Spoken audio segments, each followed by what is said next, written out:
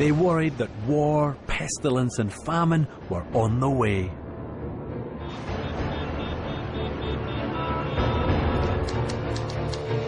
For the first time, climate change had become a hot political topic.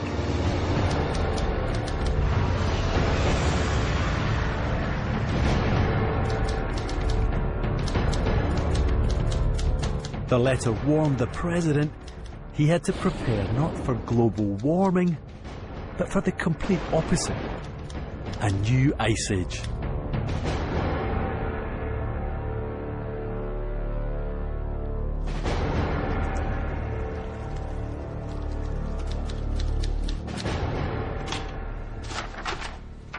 Yep, 36 years ago, a lot of leading scientists really thought that an ice age was just around the corner. And yet today, they're all apparently convinced that global warming is the big threat. But if scientists were so wrong back then, how can we be sure they've got it right today?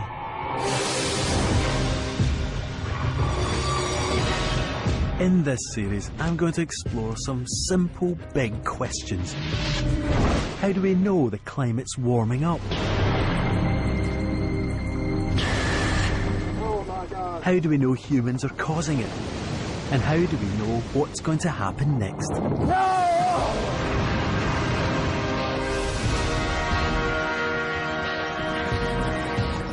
As the story of global warming has unfolded, we've learned about the very nature of scientific truth, and about how that has been falsified, manipulated, twisted, and even bought. As close to scientific fraud as you can get. This is the story of how science discovered global warming. Perhaps the greatest challenge we've ever faced. Whoa! Yes! That was a bumpy landing.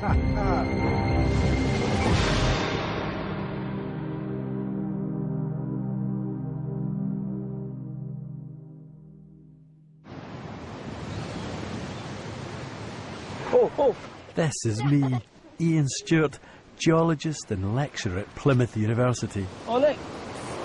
Look. Get the crystals. Oh, we don't want to know. But I'm also a husband and a dad, so I've got a professional and a personal interest in global warming. That there, that's limestone. I don't care. And that there's a sandstone. I don't care. And that is like, you know, pear. You know, the kids tease me that geology is just boring old rocks. And what they don't get, well, not yet at least, is that it's really about how the planet works. And I don't think you can be interested in that and not be worried about what kind of future they're in for. I'm used to studying how the planet changes over millions of years. The gradual wearing down of cliffs by the sea. The remorseless drift of the continents. The slow building of mountains. The idea that something is happening that could fundamentally change the planet within my kids' lifetimes is extraordinary and actually quite frightening. But there's another reason why I'm fascinated by the scientific discovery of global warming. It's a story where many of the key developments fit into my own lifetime. It begins back in the 1970s, when I was just a little kid. The way I remember, pretty well everything was depressing in the 70s.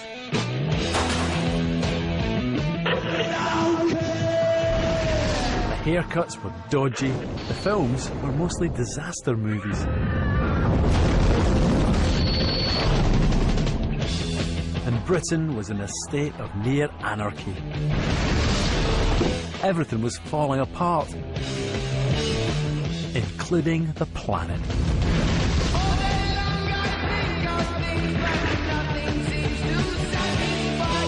Earth was running out of resources. Acid rain was killing the lakes and forests. Overpopulation was going to lead to mass starvation. This was a time of ecological doom-mongering on an epic scale. Harriet, look at this. Just about everyone we know is a polluter. You had to ask me now what the chances are of civilization reaching the turn of the century. I'd have to say 1 or 2% if we're lucky.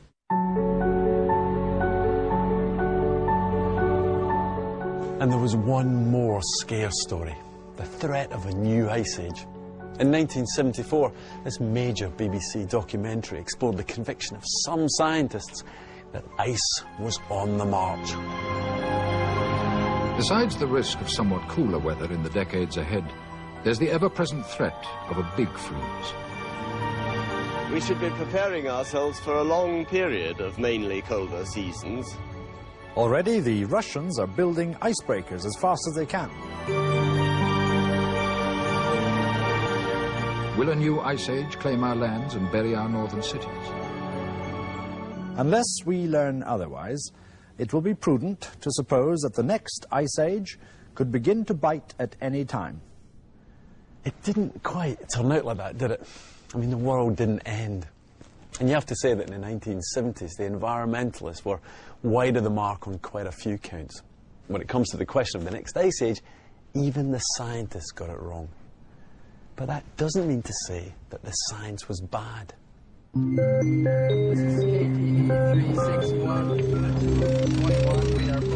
For years, climate scientists had been doing what scientists do. Gathering data, collating it, analysing it.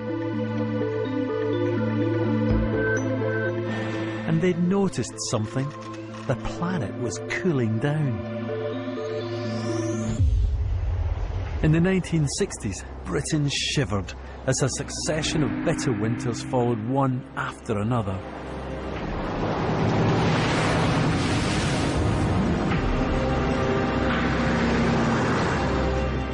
A barrier of snow on one main road defied even the snowplows. Squads of workmen had to tackle it the hard way. It wasn't just Britain. Scientists had linked together weather reports from around the world, and it seemed clear Britain's cold winters were part of a global trend. And there was a theory to explain why the Earth was cooling. Because this was the era of King Coal.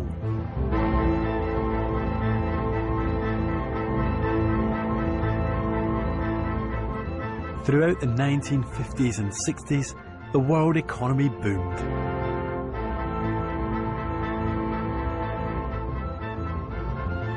Power stations poured smoke into the air.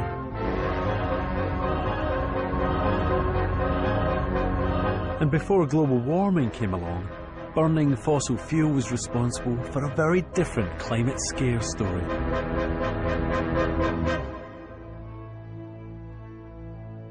Global cooling. A drop in temperature large enough to cause a new ice age. But how could pollution lead to cooling? The theory was simple.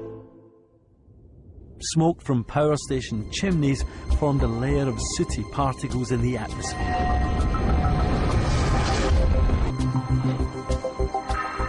These particles blocked some of the sun's rays from reaching the Earth, leading to a slightly dimmer and therefore cooler planet. It seemed to make perfect sense. Some of the brightest young scientists of the day signed up to the new theory. One of them was Steve Schneider.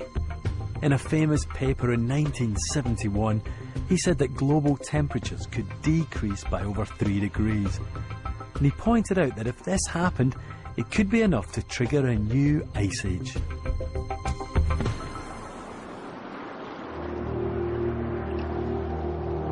It all seemed to fit together. The climate was cooling and there was a theory to explain why. But it didn't last.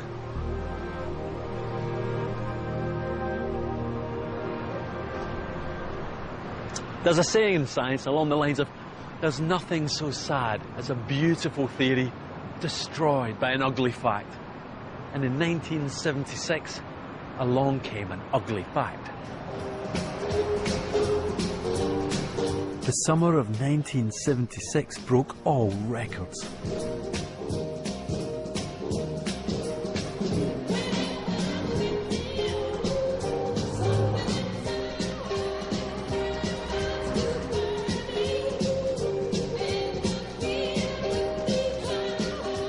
Blazing heath and woodland fires have destroyed hundreds of acres of Surrey in the last 2 days. If water isn't saved in the home, jobs will be affected.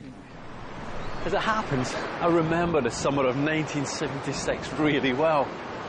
I was 12 and I was on a family holiday to Clondudno. And I remember it for 2 reasons.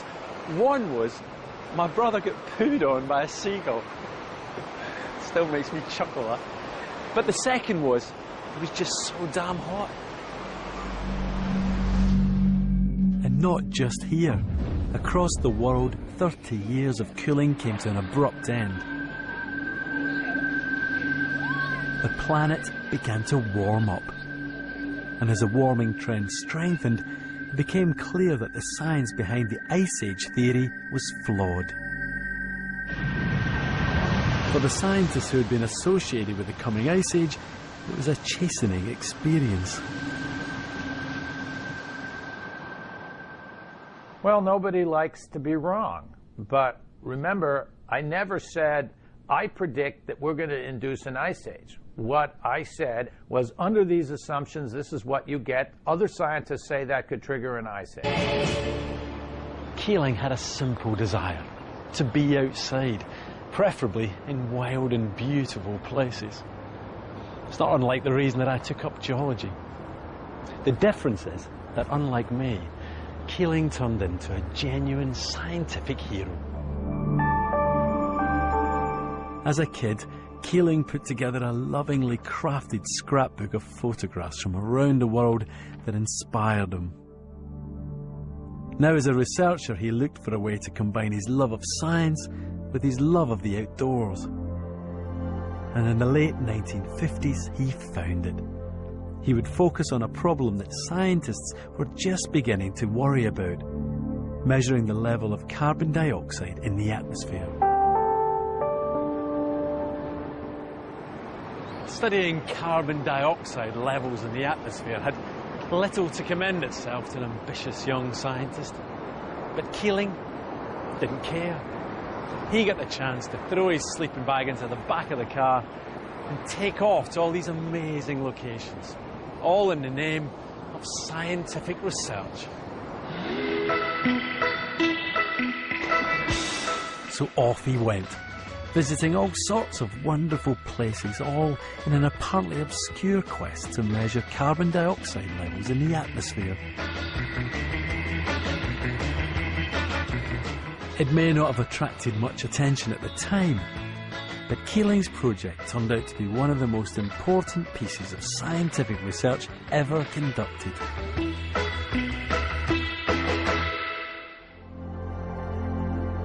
Keeling died in 2005, but today his son Ralph continues his work. So how did Keeling Sr. measure carbon dioxide? Now, this is a hollow glass sphere wrapped in tape. This snaky thing is a valve for opening and closing. It's like a stopcock, looks like. It is, in fact, a stopcock. Right. The flask is evacuated in the lab, so all the air that's in it is sucked out of it. So it's a vacuum? It's a vacuum in here right now. And then one simply ships this or carries it to a location where one wants to get an air sample, and you hold it up, and you expose it to the atmosphere. Now, the tricky bit, the only really tricky bit, is to make sure you don't contaminate it, either by having something nearby like a car or your own breath. So attention has to be given to obtaining a clean sample. Coming out your mouth, could it get in there? And yeah. So did you not breathe then? Yeah, so shall I show you how it works? You could hold your breath. Okay, so... Does it take long? No, it's quite simple. You simply face into the wind, hold your breath,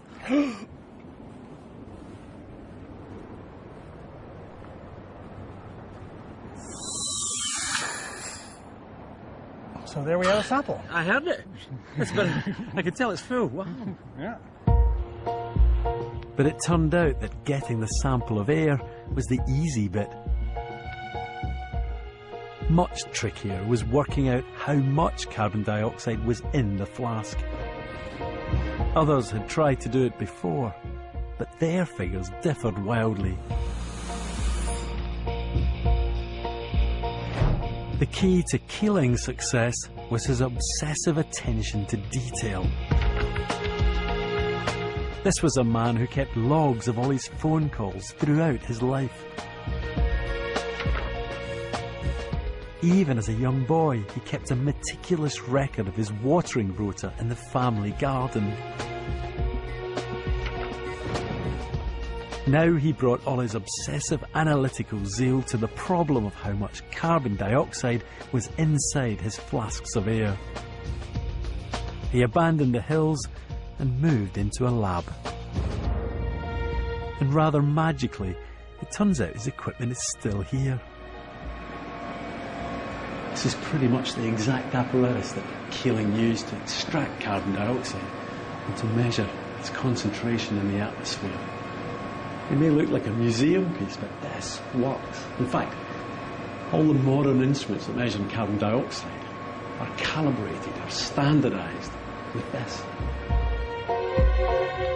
In 1958, Keeling's complicated network of glass tubes delivered the first truly accurate measure of how much carbon dioxide was in the atmosphere. It was a technical triumph. But Keeling wasn't satisfied. He knew that humans were pumping more and more carbon dioxide into the atmosphere from cars, power stations, factories, and aircraft. He wondered if this meant that the level of carbon dioxide in the air would change over time. The only way to find out